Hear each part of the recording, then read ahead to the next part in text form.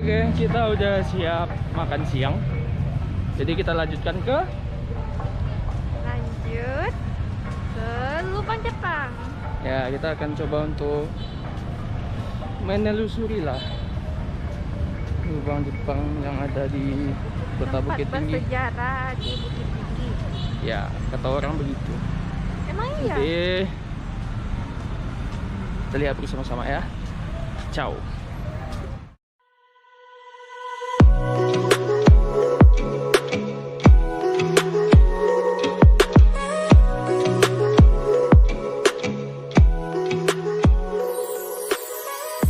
Jam Gadang ke lubang Jepang itu kalau kita jalan kaki sekitar 5 menitan. Nah, mungkin kalau kita jalannya berdua kayak gini mungkin 10 lah. Kalau enggak kan lebih kan itu. Oke. Ya. Akhir masuk ke lubang Jepang kapan?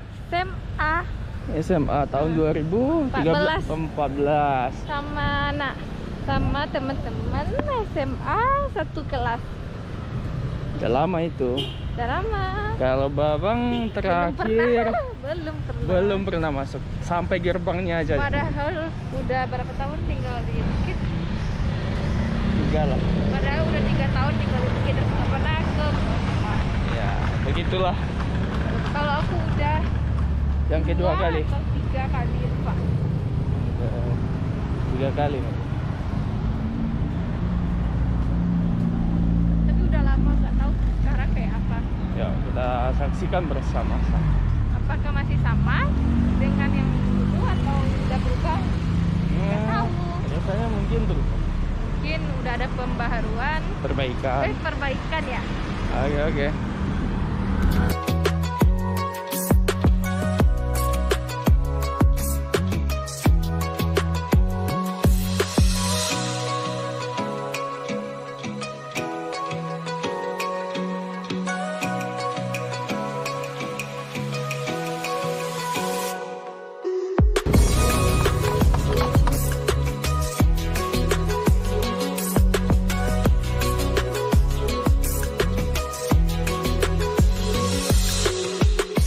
Oke, kita udah nyampe di lubang Jepang. Yes.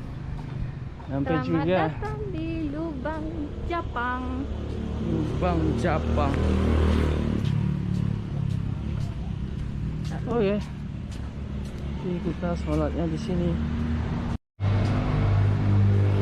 Hai, hai. Nah, kayaknya ada casan di situ kan? Maybe. Jadi, iya. Yumbai baju. Iya. Cuci tangan. Oh. Tangannya.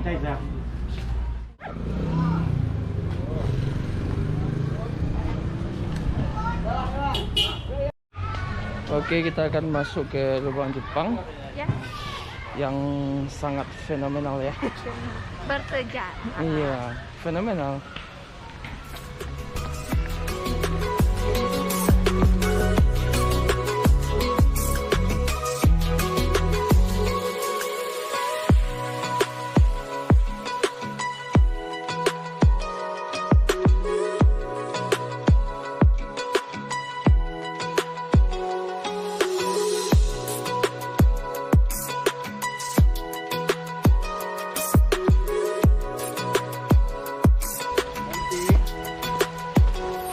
Masuk bang. Iya bang. Ya ini kita pahami dulu petanya. Kita bagi penjelasan. Oke. Karena hujan di sini aja bang. Oke. Di sini. Jadi masuk lubang Jepang ini kita bisa lewati jalan utamanya 400 meter. Iya. Ini panjangnya semua sementara ada 1,5 km. 1 km. Jadi di dalamnya akan kita lihat ada terdapat 21 ruangan. Oke. Ruang dapur dilengkapi penjara.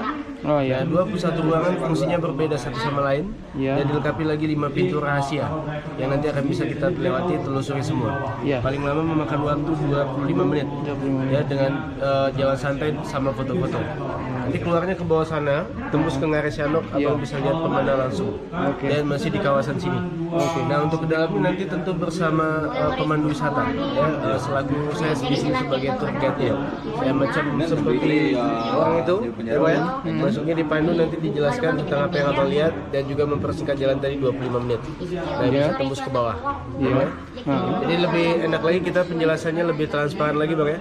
Pemandu kita mempunyai cas tambahan buat retribusi atau organisasi profesi. Itu 1 kali tur ya, 1 kali antar ada 65. 65.000. Ya, bukan 1 orang, tapi 1 kali tur. Ya 1 kali antar. Dan nanti abang bisa lihat destinasinya 3 spot, panorama, Lobang Jepang dan tembok Cina. Dengan Ngares Sianok tadi bisa lihat pemandangannya. Oke, boleh. Tidak menutup kemungkinan Ya. abang berkenan mau bagi tip lebih sifatnya pribadi. Oh iya. Ya, tipping sifatnya. Iya. 65 ya? Ya. Yang untuk organisasinya 65. Oke. Kalau abang berkenan mau bagi buat saya sifatnya pribadi. Oh, Gitu. Nah ini tangga yang abang kakak turun ada 132. 132 tangga yang pada dasarnya cuma tanah. Oh iya. Di aslinya tadi nggak ada tangga tuh. Jadi tahun berapa Bang dia, Bang? Dibuat sih tangganya baru tahun 1986. Udah kayak gini? Udah dibentuk tanah. Oh. Kayak tangga tanah gitu. Ya, ya. Yang bentuknya udah begini karena udah dikelola pemerintah. Oh iya. Sejak tahun 2004 oleh Disparpora. Oh iya. Ya, Dinas Pariwisata Pemuda dan Olahraga. Oke. Dan sebelum itu diresmikan Lobang Jepang ini pertama kali tahun 1986 oleh Bapak Menteri P&K. Nah, Pendidikan dan Kebudayaan semasa itu dijabat oleh Bapak Fuad Hasan yang pertama kali. 2004 baru diambil alih Dispora gitu, ya. Jadi asli pada dasarnya Lobang Jepang ini nggak ada tangga, di jalan cuma tanah gitu. Jadi bagaimana cara tentara Jepangnya buat turun dari atas itu ke bawah? Iya. Itu mereka dengan cara sliding. Oh iya, yang cepat gitu kan? Yang cepat. Tentara Jepang udah biasa kan? Berarti kalau abang mau coba slide kayak Jepangnya masih boleh. Dan nggak balik-balik nanti ya, Bang? saya tidak bisa mencontohnya. Iya, jadi masalahnya nggak bisa balik lagi kan? Nggak bisa Bang? balik lagi. Ini turunnya bang, turunnya tadi dari atas setengah jam, begitu naiknya setengah mati. Ya? Iya. Tapi kita nanti ganti olahraga ya. Iya. Jangan takut kurus karena sedia makan nasi Rame aja kapau. ya kan? Nasi kapau masih banyak. Iya. Ya, stop nasi kapaunya. Bisa. Bisa diatur nanti. Iya. Gulai hijau juga di bawah kan? Oh, Gulai hijau, ladu hijau. legend tuh. Ya, legend. Sudah direkomendasikan sejak 25 tahun yang lewat ya, yang lalu. Jumlah tangganya 132. 132 anak tangga ya. Starting penggalian lubang Jepang ini dimulai dari bawah, di koreknya. Oh, enggak dari atas mulainya ya. Abang itu finishing, pintu akhir endingnya. Berarti masih ada yang apa Bang, yang belum yang belum Dijadikan dieksplori ya. Karena tanahnya labil. Enggak mungkin lagi ditambah gitu Ya, kan. jadi ditimbun aja gitu. Katanya di sini ada harta karunnya Bang, betul kan? Ada apa? Harta karun. Harta karun. Ada. Belum kita bukan Bang? Lokasinya udah. Nanti kita lewat di sana. Oh, lewat sana kita. Ya. Yo. Itu ada sapi itu 40 meter ya, vertikal 30. Ada jurang itu. Ini difungsikan oleh Jepang sebagai gudang senjata bang ya? Oh, Ini ruang amunisi Pak. Ini ruang amunisi yang pertama. Ini panjang kutukannya itu ada 29 meter ya Pak ya. Dalam itu ada tembok. Tembus Pak. Jadi kalau di ujung sana Pak, kalau kita mentok kita belok sini. Jadi kalau nanti abang mau lihat ruang penyimpanan alat perangnya, yang setelah tadi disebutkan di sini, ada dipindahkan di atas. oh dipindah ke atas. Di atas namanya Museum Perjuangan. Yang abang bisa tengok Oh, di iya. dengan patung pesawat itu. Iya. Dan ini akan dibuka kembali wacana Pemda untuk mini teater. Ini. Ya, tadi aslinya kan ruang amunisi juga, Iya. yang nomor 5. Dan nanti dibuka untuk bioskop mini, akan ada pemutaran film. Sejarahnya apa Ya, kan? dokumenternya. Oh iya. Ini sama Bang apa ya Bang? Ivan, nama Oh, saya Bang Ivan ya? Oke. Selamat siang. Ya, kita Iya, ini memasuki gaya kawasan lokalnya ya Jepang. guys. Ya. Nah, ini pintu emergency darurat ya Bang ya? Ini tembusnya ke? Ya, di Ke atas tembusnya tadi? di Ngarai Sianok. Oh, enggak ya. Itu ya ujungnya ya. Jadi Jepang fungsikan sebagai pintu darurat ya, apabila mereka dikepung sekutu, dikepung musuhnya. Jadi akses ke bawahnya Jepang gunakan akar kayu untuk bisa turun ke bawah, macam gaya Tarzan. Iya. Tadi sliding, Ya. ini Tarzan ya. Tarzan. Oke. Kalau Jepang tentu mereka sudah terlatih. Kita coba ke sana, tentu kita bisa nyemplung. Nah, Ya, cemplung ke bawah. bahaya tuh nggak boleh lah. Jadi semua tiap ruangan dia punya satu ruangan dua sisi jalan bang ya. Itu bentuk ruangannya yang ini diameter ini. Sifatnya semua ruangan dia connecting koridor. Ini kayak labirin. Jadi berhubung Ya terhubung semua. semua berarti ya. Maka kita bisa ambil jalan satu arah, jalan utamanya. Ini ketebalan kita dari permukaan Ya, tanah 42 meter. Ini nggak ada bangunan di atasnya berarti kan? Di Ya, ini atas kita ini ada? masih kawasan taman tadi. Oh. Terus nanti sampai di tengah sana baru lewat dari kawasan taman. Jadi atasnya kalau di tengah-tengah itu ada kota Bukit Tinggi bang, pusat kota. Oke. Ya disertai pemukiman warga dan bangunan hotel. Iya. Nah, tetapi di kota Bukit Tinggi nggak ada gedung. Ya tidak ada bangunan yang lebih. Iya, lebih cuman tinggi hotel dari kan? 8 tingkat ya. Ya, oh amunisi semua berarti sebelah sini ya? Di posisi belakang nih bang. Oh posisi belakang. Nah, jadi bentuknya seperti T, T. Heeh. Kayak gini. Sederet ini. Ya. Dan ini ada yang amunisi memanjang, semua berarti. ini memanjang 15 ruangan. Nah, kita lihat sini. Bang. Memanjang sini? Ya, memanjang sini. Ini ada abang lihat itu dari ujung sebelah kanan Iya. sampai ke ujung kiri di sana. Iya. Ini ada 15 ruangan lagi difungsikan. Ada 2 ruang makan bekas tempat makan robusta di tengah-tengah. Satu di sebelahnya ruang sidang dan 12 lagi sebagai barak militer. Ya, barak militer di mana ruang tidur tentara Jepang. Nah, jadi saat ini abang udah berada di bawah kawasan panorama. Oh pas. Jalan raya tadi. Iya. Jalan raya panorama. Ini jalan raya di atas. Ya. Oh Kita iya. lihat ke sana ada penjara Oke. sama dapurnya. Dia rencananya bioskop apa teater mini apa itu? Mini Bioskop, teater. mini teater itu kapan rencananya untuk realisasinya bang? Insya Allah 2 tahun ke depan. 2 tahun ke depan. Ya. Panjang umur abang kakak datang lagi. Iya, semoga kita Ya, sukses penonton selalu. pertama lah besok ya. Ya. Jangan lupa juga ajakin satu RT. Siap. Bang ini buat apanya? Buat lubangnya ini Ya. mulai dari tahun pertama sampai akhirnya itu berapa tahun? 1942 di bulan Desember. Iya. 1945 di bulan Agustus Jepang tinggalkan. Jepang tinggalkan dalam keadaannya masih masa penggalian. Oh. Dalam masa penggalian. Tapi Jadi udah dipakainya lah berarti kan? dipakai buat berlindung udah. Udah ya. Tapi untuk Pertahanannya belum.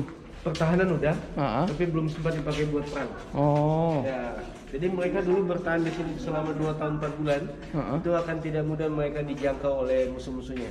Yang Yaitu armada laut yang ada di pelabuhan Teluk Bayur Teluk Padang. Bayur, ya. Nah, jadi karena Bukit Tinggi ini bunkernya yang sangat istimewa mereka pilih untuk pertahanan, terutama kota strategis Bukit Tinggi, Bang. Iya. Dan kedua jauh dari dataran laut. Oh. Jadi MDPL ketinggian Bukit Tinggi ini ada 950 kaki di atas permukaan laut. Maka kalau Jepang stay di sini mereka tidak mudah dijangkau oleh armada laut itu. Musuh Jepang yang sangat mereka takutkan. Dan sebelah sini bang? Bunker militer ya. Ya. Jadi tanahnya bukit batu bang ya. Ya ini pakai semen, udah ditambah semen berarti. Depannya saja disemprot semen. Oh. Ya, dan pasti saya rasa semennya pakai produk dari PT Semen Padang. Iya, semen Padang. Ya, endorse bang ya. Iya, Pakai semen boleh, yang boleh, lagi. boleh. Adalah sudah kebukti kualitasnya. Iya, tolong itu dicapkan ya. Sebelah sini. Jadi apa tekstur tanah aslinya ini cadas batu. Ya, bukan Iya, iya. tanah biasa tapi bukit batu. Yang di tengah-tengahnya mereka korek dijadikan bunker. Nah, jadi ini dulu bukit Ngarai Sianok, di tengah-tengahnya mereka korek. Inilah dia lubang Jepang ini yang mereka bikin. Jadi nggak perlu dikasih Ya tambahan semen sebenarnya gitu kan. Sebelum itu kan pada masa itu Jepang buat ini secara manual. Ya. Alatnya biasanya pakai apa itu bang? Yang Benda tajam, udah. seperti cangkul, Masih. pahat, dan linggis beserta benda tajam yang lainnya. Oke. Oke, kita lihat sebelah sini ada penjara. Penjara. Nah, ini bekas penjara bawah tanah bang ya, karena kita berada di bawah tanah. ya 42 meter, dengan kemungkinan lubang Jepang ini dibuat mereka satu buah ruangan penjara. Itu untuk romusa yang kalau sudah tidak produktif, apabila mereka sudah tidak sanggup bekerja, yang sudah tua, sakit, nggak bisa dipakai Jepang lagi, tidak ada guna lagi bagi Jepang, itu mereka penjarakan di sini. Jadi romusanya dipenjarakan di sini, biarkan mati, tanpa dikasih makanan ya kak ya. Ya ditunggu sampai mati lah intinya gitu kan. Semua romusa yang udah datang di sini dalam hitungan ribuan orang, ribuan jiwa yang bekerja selama proses pembuatan lubang Jepang ini, banyak menelan korban. Nah itu semua mereka tidak ada yang pulang kembali ke kampung halamannya. Jadi romusanya tadi udah meninggal semua di sini, udah mati. Nobody escape ya, satu pun nggak ada yang keluar yang selamat gitu. Nah setelah nanti mati, semua udah musnah, itu romusanya udah meninggal, mayatnya nggak dikubur, ya bahkan dibuang.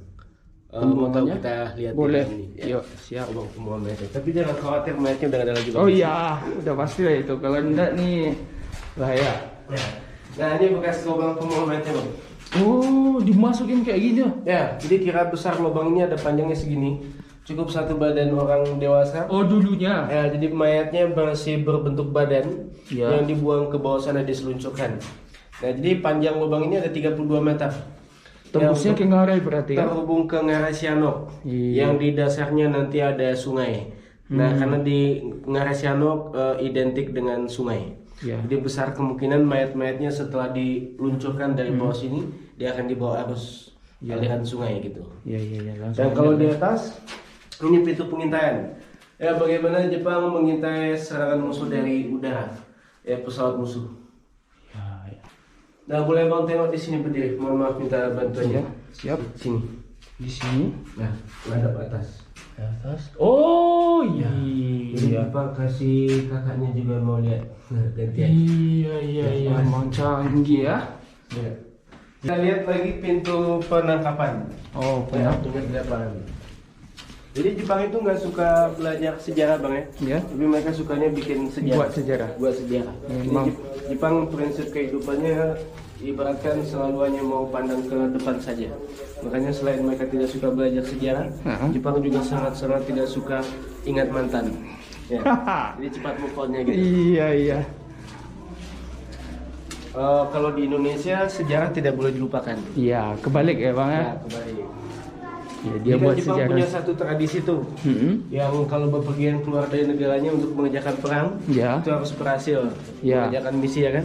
Kalau tidak berhasil, mereka akan malu untuk pulang kembali ke negaranya.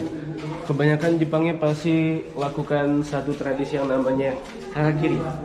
Apa? Harakiri. Oh harakiri atau maknanya daripada bunuh diri. Iya. Kalau kita tentara Indonesia tidak boleh harakiri bang ya. Enggak boleh. Bolehnya arah kanan. Itu ada mobil. Apa itu? Ya? Apa itu? Mobil. Bekas tempat ruang tidur. Oh enggak jadi mobil ya? Peninggalan seperti styling, meja, kursi. Masih asli berarti? Ya ini tambahan pemerintah. Oh tambahan pemerintah. Yang meja, kursi sama stylingnya. Pada tahun 2004 mau dijadikan mini kantin. Tapi nggak jadi? Mini cafe ya. Iya. Nggak jadi, nggak ada yang mau dagang. Siapa yang mau siap? Takutnya nggak musim, nggak ada yang beli. Nggak laku kalau nggak musim. Malah ntar yang datang Jepang. Iya, itu yang jadi masalahnya. Halo, saya pesan rendang. Aduh. Saya buat yang dagang. Udah kangen nih katanya kan. Pesanlah satu porsi kak. Rendangnya nggak bisa siap saji bang.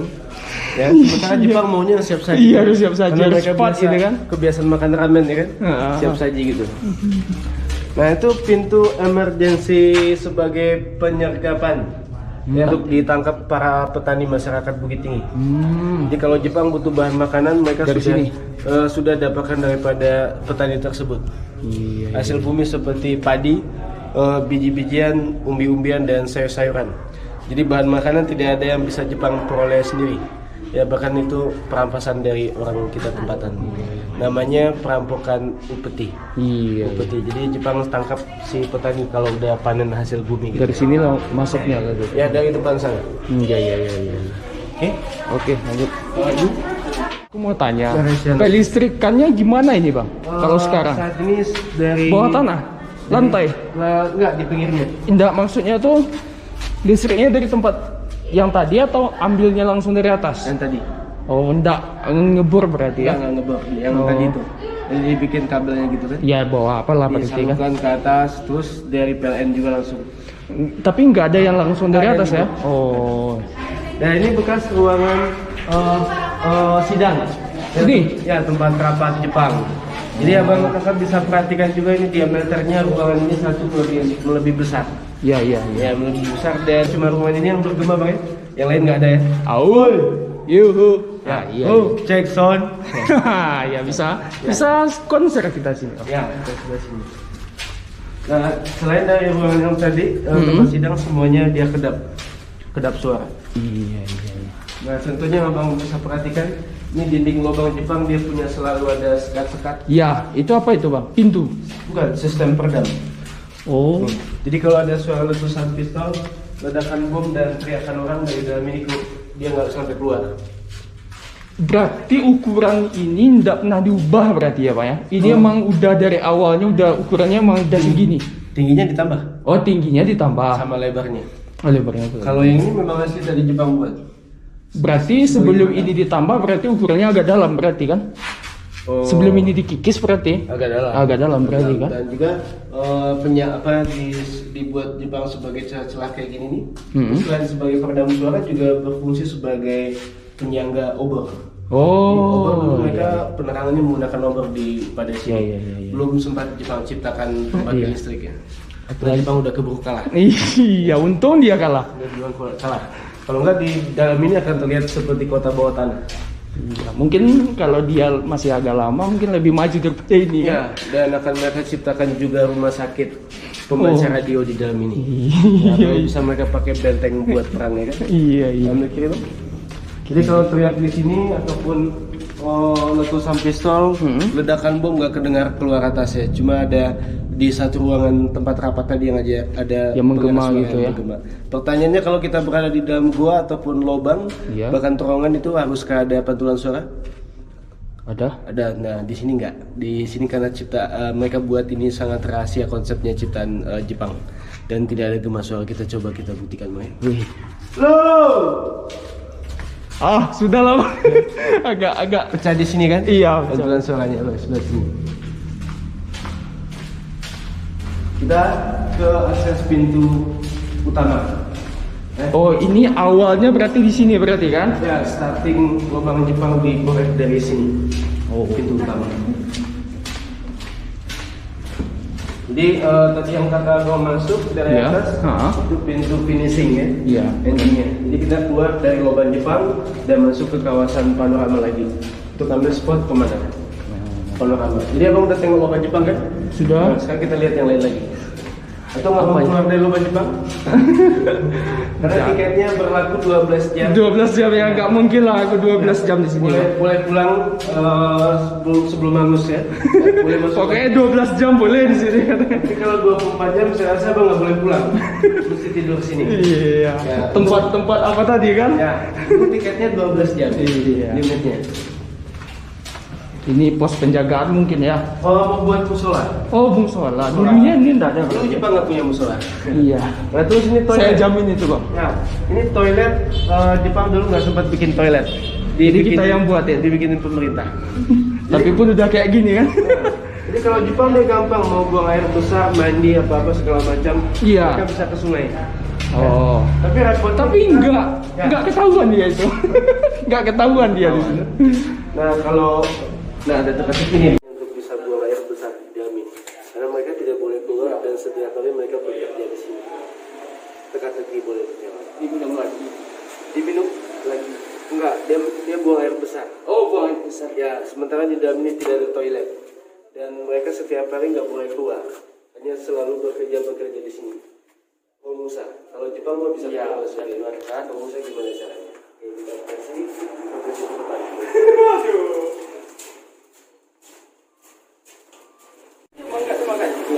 Dia makan ubi, makan jagung, sama nasi bubur di dalam Jepang. Nah kalau BO-nya gimana caranya?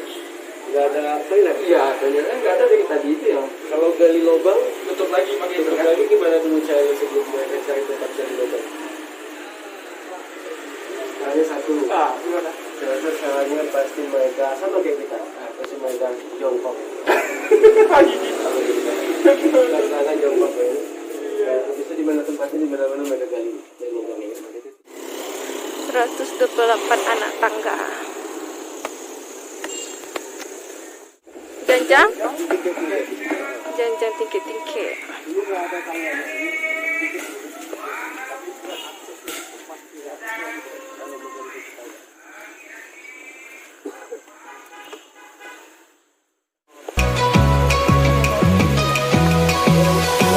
Nggak ada di perjalanan.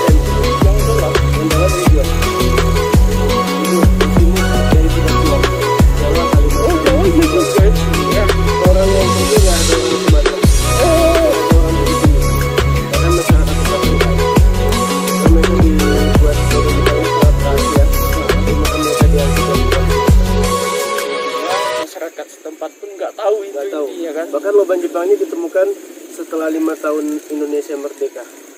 Pada tahun 1950 ditemukan. Capek banget.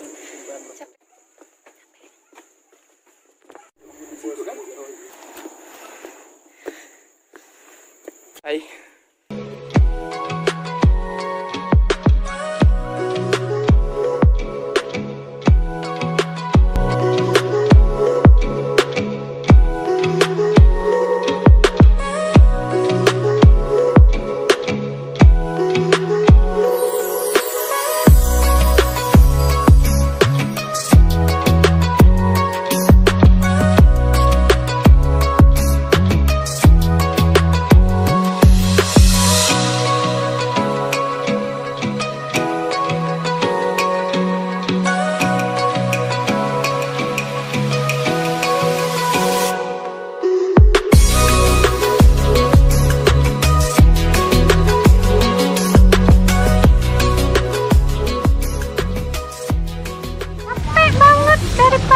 Sampai sore.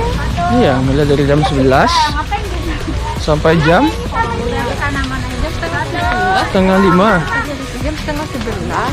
Iya, Sampai sekarang jam setengah 5. ya itulah. Lumayan ya.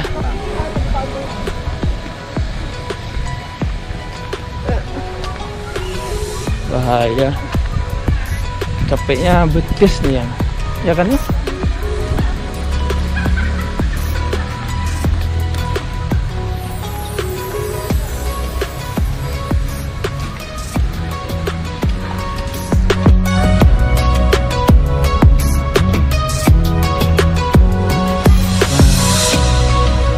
Itu dia.